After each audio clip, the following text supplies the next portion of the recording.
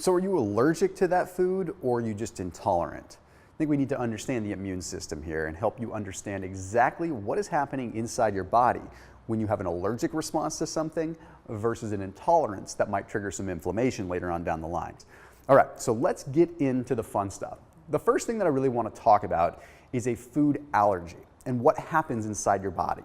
Okay? A food allergy is a reaction that begins with a food shortly after eating it. So you've probably heard of a food allergy before, and you know what ends up happening. You might get them in the way of hives, you might get them in the way of maybe some rashes, or maybe you end up having to run to the bathroom, or you end up getting some bloating. You know if you have a reaction to a food. You've probably experienced it before. Now that's the simplicity of it, but let's talk a little bit more about what's actually happening. You see, at the very, very root of it, when you have an allergy, it's just a simple substance that is harmless that your body is responding to as if it was a harmful foreign invader. So basically, your body sees a food come in and it thinks that it's bad, so it triggers a reaction. But there's a pretty interesting process that occurs when it comes down to that. You see, that response that actually happens with that food is coming from something known as IgE. It's a specific kind of protein, and we're going to talk about these all in a second. They're called immunoglobulins. But in this particular case, this IgE protein attaches itself to the foreign invader, in this case, the harmless food that is labeled as a foreign invader. So the IgE protein attaches itself to the foreign invader. And then from there, it triggers multiple chemical responses, one of which is usually histamine. Now, if you've ever taken an antihistamine before, this is what you're fighting. You're not fighting the IgE response, you're fighting the histamine response.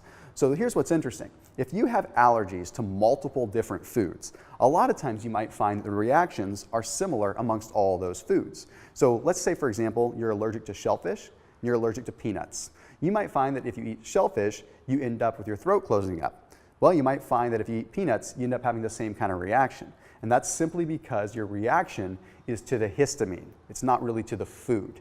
So there's a deeper problem going on where your body tends to recognize the shellfish or the peanuts as a foreign invader, triggering this already built-in mechanism that's causing your throat to close up. But let's talk about the other immunoglobulins. And it gives you a big, broad spectrum overview of what is happening with your immune system with foods and pathogens. So IgE, like we talked about, that's the immunoglobulin that is released whenever we have a foreign invader that attaches itself to it.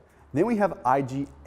You see, IgA is the main protein that is released whenever we have any kind of infection or issue going on with the respiratory tract or the digestive system. So if you get a blood test and you notice that your IgA levels are super high, a lot of times it can be indicative of some kind of chronic issue with your digestive system, or possibly even pneumonia or some respiratory condition like that. Then we get into IgG. See, IgG is another really common one that we see, and IgG is a response to a bacterial issue. So you could have some kind of low-scale bacterial infection that's going on throughout your body that you don't really know about, that's not really manifesting in symptoms, but it's causing your IgG to be elevated. This means you are having an immune response and your body is creating proteins to ultimately attack this, but you may not realize it. Then in the cases of more chronic conditions like Lyme disease, where you actually do have symptoms, you might notice that your IgG levels are super, super high. And then of course, if you have a rampant infection, you're definitely going to notice your IgG levels are high.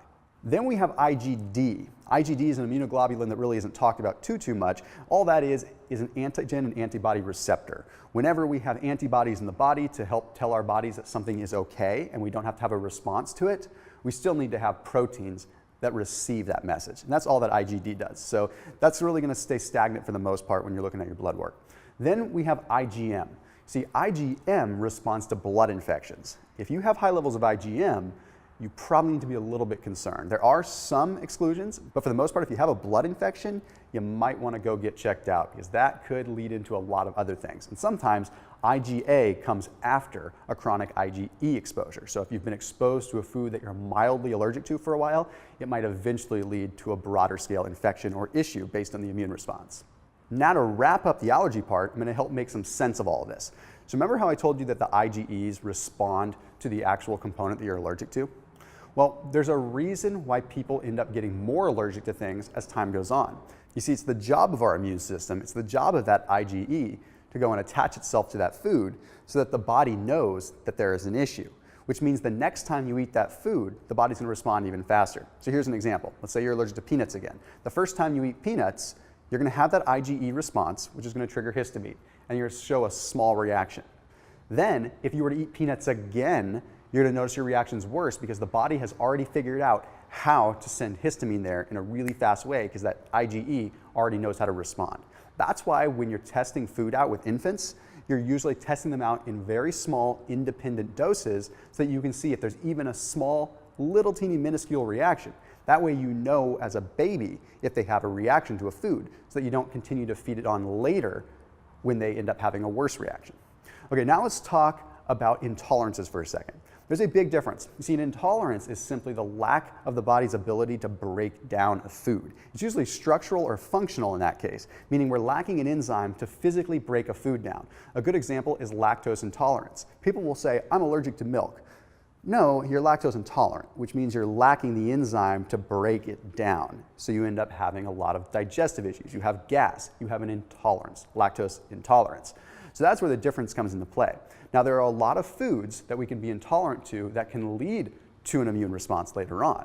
See, what ends up happening is if we're consistently eating foods that we can't break down, then we start to cause some structural damage within our digestive system. And once there's structural damage, there's micro trauma. And when there's micro trauma, there's tears. And when there's tears in the intestinal tract, of course your immune system's going to attack it. You could have bacteria that gets into those micro tears, and that causes the issues with all of the allergic-like responses. So over time, by eating foods that you are intolerant to, you will ultimately cause yourself to have an immune reaction. But at its root, an actual response as an intolerance is non-immunological. So that means there's no immune system response. Now, there's a couple things that can trigger intolerances because it's not something that we're always born with. If you have high bouts of stress for a period of time, you can start to break down enzymes and structural components that would normally help you metabolize food. So if you go through a period of really, really stressful stuff, you might find all of a sudden you can't eat broccoli anymore, or you might find that you can't do milk anymore. These intolerances can come on over time. You're not born with them.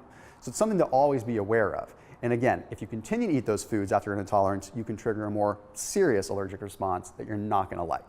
So I hope this clears up any confusion between allergies and intolerances and helps you understand a little bit more about the immune system and what you can start to do to keep an eye out for any potential issues. As always, keep it locked in here on my channel, and I'll see you in the next video.